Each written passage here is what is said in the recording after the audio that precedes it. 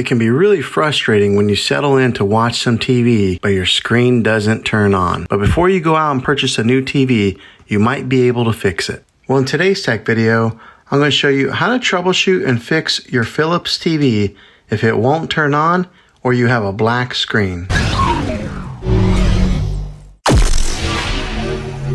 I'm going to show you a few easy methods that may fix your problem and get you back up and running again. Now, the first one is to change the batteries on your remote control. A fresh set of batteries might be all that you need to power your TV on. So go ahead and give this a try. The second method is to unplug your TV from the wall outlet for 60 seconds. Now, don't be impatient here. Wait the whole 60 seconds. This is very different from turning your TV on and off with a remote control, so make sure you do it this way. The next method would be to unplug your TV again and hold the power button on the TV for 30 seconds. I'm talking about the TV itself. This is what we call a hard reset of your TV, and it'll drain any power in your device. Then plug it back in and try turning it on again. If this worked, then great. If not, let's go ahead and move on to the next one. The next method would be to plug the TV into a different wall outlet. Not the one that you have it plugged in now, maybe into a different room even. You might have a particular wall outlet that went bad,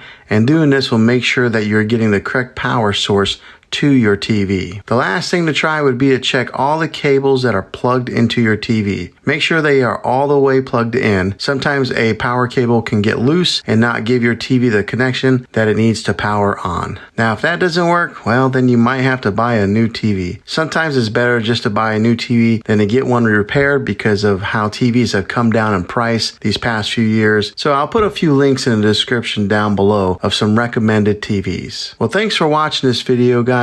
Hopefully it was helpful for you. If it was, go ahead and click a thumbs up on it. Go ahead and subscribe to my channel. I make tech videos all the time, and I would love to have you back in the next one. Take care.